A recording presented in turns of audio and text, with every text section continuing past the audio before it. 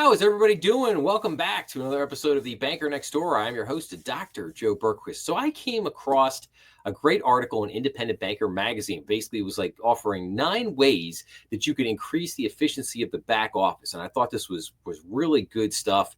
So let's bring up this article here for a second. Now, I'm going to give you the 9 ways right up front, just so, and then we're going to spend a little bit of time walking through these. So let's run through them real quick. So number 1 is automate loan exceptions. Number 2, use RPA, robotic process automation, to reduce repetitive tasks. Number 3, establish common sense practices. Number 4, reduce the use of spreadsheets. Number 5, get maximum value out of existing solutions. Number 6, have AI help with compliance. Number 7, enable e-signatures. Number 8, prepare for AI-driven opportunities. And then finally, number 9, tap into employee insights. So I think there's some real, I may not be sure I agree with everything on the list, but it's a really good list. And I like a lot of the stuff that's on here. So with that being said, let's take a look. So again, this article here was from Independent Banker magazine. There is a link to this article in the description down below if you'd like to go check it out. But this is titled Drive Efficiency with These 9 Back Office Upgrades. Much of a community bank's technical success starts behind the curtain in the back office. By optimizing this area of operations, a bank can run like a well-oiled machine. See how those in the industry are doing just that. So efficiency has been a mantra at financial institutions for years now. So while using technology to perform repetitive tasks and make cumbersome processes a little less labor intensive seems like a no-brainer, it's hard to know exactly how to make the most of available options. More than one expert has observed that an if it ain't broke, don't fix it mentality can stand in the way of changing entrenched practices. Oh, yes, it can. Yes, it can. Charles Potts, ICBA's EVP and Chief Innovation Officer, argues the case that the back office is often the best place for efficiency gains because activities taking place there are not dispersed amongst a bank's various branches, but tend to be handled within a single office. Look for what's repetitive and what the customer doesn't see, he says, and that's usually the low-hanging fruit. For many bankers, the first step toward optimizing the back office began with removing paper from the system. That was true at least for 400 million asset Citizens Bank of Edmond, which CEO and President Jill Castilla says began its mission to bypass the printer and scanner altogether roughly 10 years ago. Greg Allendorf, President and CEO of First Community Bank and Trust in Beecher, Illinois, also credits improvements in back office efficiency to rigorous efforts designed to make his 205 million asset institution as digital as possible. He advocates tackling back office efficiency with the same zeal many bankers reserve for identifying and debuting jazzy. A word messed me up there for a second. Jazzy new products and services. Either I make another dime or I save a dime, but it's the same dime and it doesn't make any difference how I've done it, says Ohlendorf. If I can make the back office more efficient, it's good for everyone. There are plenty of options for banks to elevate their back office operations. These community banks have done just that, and they're sharing tips so you can do the same. So number 1, automate loan exceptions. So 3 years ago, New Market Bank in Elko, New Market, Minnesota, began working with lending process automation provider Tesla software to tackle the inefficiencies of pushing paper back and forth, says Anita Dretlaw, CEO, President, and CFO of the 185 million asset community bank. As a first step, New Market Bank decided to overhaul its loan exceptions process, implementing Tesla's. I keep thinking Tesla. Tesla's exceptions tool ended an era of relying on the core system to track exceptions manually without automatic reminders. Everything got handled faster, Dentlaw says. You could put due dates on items and segregate loan exceptions by who would follow up, whether it was the lender or operations.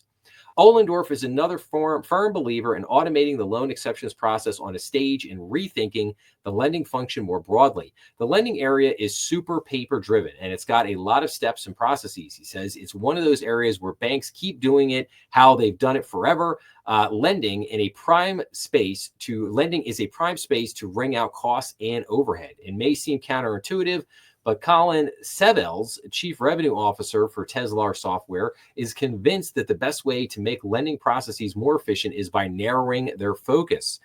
We start with tasks that lenders don't like, loan officers don't like, credit administrators don't like, and leaders don't like, he says, noting that exception tracking fits that description nicely. What's more, Sabel notes that the benefits of automating even just the exceptions process can be dramatic. In a case study conducted by Teslar, a $1.2 billion asset community bank saved about 120 hours per week by using the automated exceptions tool. You don't want to boil the ocean, he says, but we want to come in, fix one problem, and grow from there. So number two, use RPA to reduce repetitive tasks. So Andrew Silsby, president and CEO at $1.76 billion asset Kennebec Savings Bank in Augusta, Maine, is keen for his employees to focus less on basic repetitive tasks.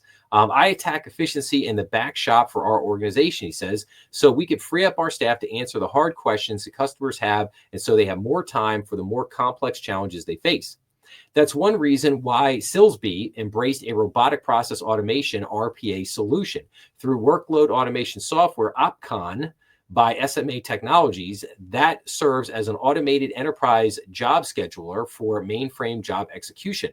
The workflows are configured to monitor for, move, and rename files 24/7, running daily processes automatically. Silsby explains that in clearing files from the Federal Reserve are no longer manually moved and processed by employees, but are handled by Opcon. Similarly, Teslar's Sabels anticipate RPA will play an increasingly important role in how banks communicate with customers.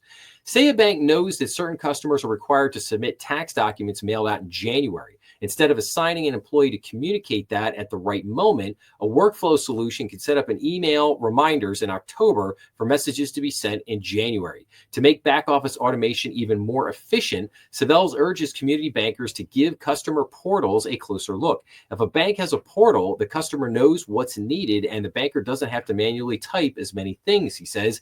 How you communicate and receive information from your customer can make or break back office efficiencies. That's why customer portals are a very hot topic right now. They are, but if I could play devil's advocate for a second, there can be a lot of cybersecurity issues with that. And, that can lead to issues with cyber insurance for data breaches and things of that nature. So it's not a, kind of perfect end all solution. So then there's kind of a sidebar here. It says, the efficiency ratio, the answer to your problems. There are a lot of community banks with a 67 to 68 cents on the dollar efficiency ratios that have been stuck at those levels for a very long time. Says Ohlendorf. He is pleased that his bank finished 2024 at a 56.34% efficiency ratio, while the bank's peer group came in at 68.24% for the same period. To boost efficiency, Ohlendorf urges his fellow community bankers to explore new fintech vendors that are revamping back office processes. With all the technologies available to improve how you're operating, if you haven't considered changing anything at your back office and your back office runs at the same level of efficiency as it did 10 years ago, you may have missed something along the way. I don't necessarily argue with that point. Then it gets into number 3, establishing common sense practices. So basically, let's see here. So LaCour says that making sure all documents are named in a consistent fashion, title and date of document, followed by the precise location where the document can be found, has helped auditors, FDIC examiners, and new employees being onboarded. Lexicon's newcomer status has created opportunities to build back office processes from a fresh sheet of paper perspective, thereby saving money and time. We started as paperless, says LaCour, and naming files a certain way is something we've always done by force of habit. Reduce the use of spreadsheets. And that one I think is that may prove the most difficult thing, right? People love their spreadsheets, man. They love their spreadsheets, and spreadsheets, they still work really well. I mean, they do. I know people don't like to hear that, but that is the truth. I mean, spreadsheets still do work really well. Okay, 5, getting maximum value out of existing solutions. Too often, says Jonathan Batzel, president of Bank Solutions at Jack Henry, community bankers fail to fully recognize that the value of a core provider's solutions and what we're capable of will grow over time. He argues that some banks could shrink their tech spend by taking fuller advantage of the range of offerings from their core provider rather than paying for additional services from outside vendors. To reduce duplication, Batzel argues bankers to designate an employee to read the twice annual release guides from their core provider. By understanding enhancements to a system, bankers find out what additional value we're bringing to the table, he says. Okay. Can an efficient back office entice talent? One of the myriad reasons for promoting greater back office efficiency is that streamlined and tech savvy practices can attract the type of younger talent that community banks are hungry for. As many community bankers know all too well, recruiting Gen Z and millennial employees is not easy. According to a 2025 survey by Manpower Group, 72% of companies in the financial and real estate industry vertical reported a talent shortage. Sometimes we need to think about our next generation employees and how they want to get things done rather than only thinking about how we've always done everything. So, okay. Having AI help with compliance. While fintechs can be an excellent source of back office efficiency tools, managing new compliance requirements for these fintech partnerships can be a major headache. In fact, in the 2024 Conference of State Bank Supervisors annual survey of community banks, 32.7% of bankers listed regulatory compliance with fintech partners as a major challenge of implementing new technology over the next 5 years. Another compliance headache is managing a bank's access and permissions processes and then reporting on the results to regulators. Zach Duke, founder and CEO of information services provider Finosec, notes that reports on how to manage access and permission run hundreds, if not thousands of pages long. He adds, you almost have to have a master's in hieroglyphics to understand this stuff. Number 7, enable e-signatures. So an electronic process loses much of its efficiency magic if even a single step has to be performed manually. Therefore, whether it's DocuSign or something like Jack Henry's Synergy eSign, allowing customers to give their John Hancocks electronically speeds processes along. All right, so I just want to make one statement on that. So, in a lot of states, loan documents are still an issue. What was it? I think it's the Electronic Notary Act, the e-signature act that is basically still sitting out there that still hasn't been passed. That would go a long way for helping with that issue of having to have original signed loan documents in hand, because it gets back to a court of law issue. You get called into court and the judge basically says, well, where are the original? I want the original signed loan documents. If you can't produce the original signed loan documents, guess what? You just lost, and case is probably getting thrown out.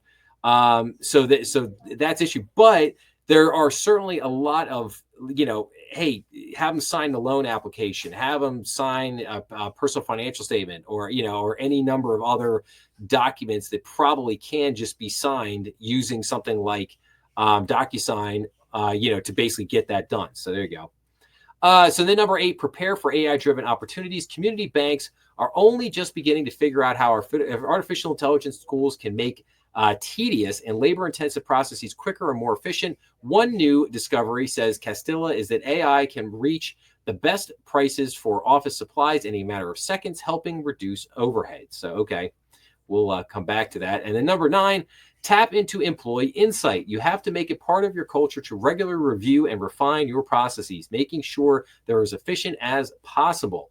I agree with that 100%. I mean, you should be reviewing every year. You should be taking a look at, your processes and how you're doing things, and trying to identify areas in which you can fix things. You can, look at a whole process, try to find where the bottlenecks in that process, and then try to eliminate those bottlenecks, thus making hopefully the process itself more efficient. And it just says there, this gentleman, he has found that once employees are on board with creating a spirit of continuous improvement, new opportunities for optimizing efficiency emerge with regularity. Yes, absolutely. I would agree with that 100%. And then And then let's just look at this last little sidebar here. 32.7% of bankers listed regulatory compliance with fintech partners as a major challenge of implementing new technology over the next 5 years. And, we already stated that, but I thought it was good to state it again, just because, yes, that is a major issue there with compliance. Just that third party vendor management it just takes a lot of time. And if you can find ways to do that more efficiently, obviously that would be a great thing at the end of the day. But again, I thought this was a great article. I thought there were some great things on this list. Hopefully you could take a few of these and put them to practice in your shop or wherever, whatever your bank is doing, and hopefully help to make things a little bit better. But with that being said, I will wrap up by saying, if you like this episode, please make sure to like, share, and subscribe, as that always helps the channel. Remember, we are on YouTube, Rumble, and all major podcast platforms. Please be sure to leave your comments down below, as I love getting back to everybody. And as always, make sure to check out some of the other content on the channel. I hope everyone has a great day out there, and I will see everyone again real soon. Thanks a lot.